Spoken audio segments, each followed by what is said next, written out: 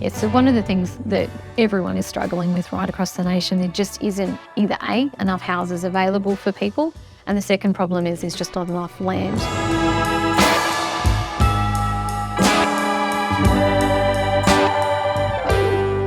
I'm Dr. Tanya, CEO of YouTurn, and YouTurn is an organisation that's based on the Sunshine Coast. Our primary objective is to support vulnerable people in our community. We also have mental health services across 5 different headspace centres, and we also provide the only national program around suicide bereavement support called Standby.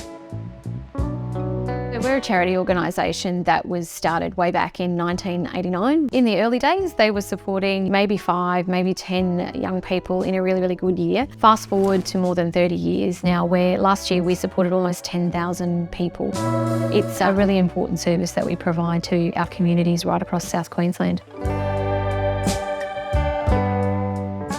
As an organisation that has housing and homelessness as one of the kind of key pillars of the work we do, we're always looking for innovative solutions. We saw our very first tiny house way back in 2019, and we walked into one of these tiny homes, turned to each other and went, "We need these. This is perfect. This is exactly what we've been looking for." So what we wanted to do was to find out who locally was doing these tiny houses. And Aussie Tiny Houses was one of the ones that we came across. The team are genuine in their intent to feed back to their communities. They're genuine in their intent to get the projects right.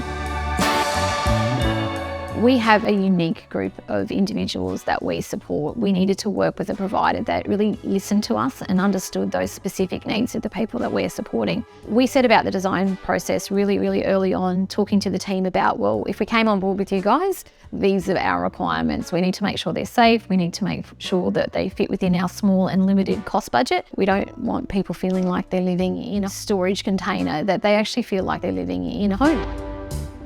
That meant that these could be fully self-contained. It didn't mean that they had to park them next to somewhere that had laundry facilities or shower facilities. They could live in their tiny homes without need for any external services. So that was super important to us. We're limited by land space. That's just a reality. We're not going to all of a sudden create land from nowhere. And to think the money that we would have had to invest in housing the same families that we can do in 2 tiny homes on the same lot size is almost impossible.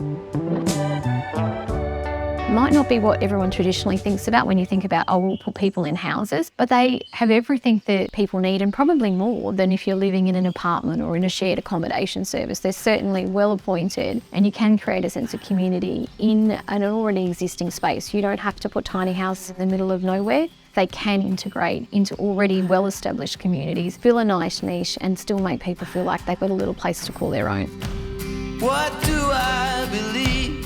What makes me feel it? We have our head offices here in Tawantin. We knew we had some community land available right next door. We approached the council and said, how would you be, if we put some tiny houses on the land?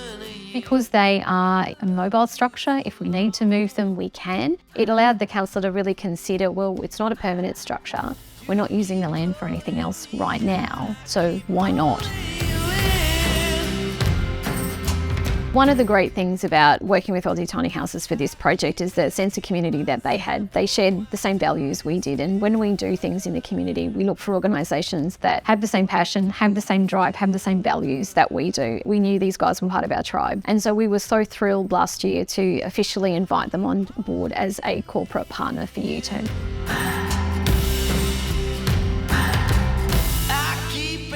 We couldn't have done this without the community. We had Ways of Kindness come on board and give a significant donation. So we offered Ways of Kindness the opportunity to name one of the houses, and they named the first house Kindness. House number 2 is now known as Community. If it wasn't for the members of our community, these houses wouldn't be here. So we now have House 1 and 2, aptly named Kindness and Community. If you're going to embark on a project like this, find your tribe, find people that share your values. Aussie Tiny Houses absolutely do. And I think that's really important because these things never go to plan. What you want is someone that will listen to you, work with you, step up above and beyond what's required to make these houses a reality. I couldn't recommend Aussie Tiny Houses more in that regard.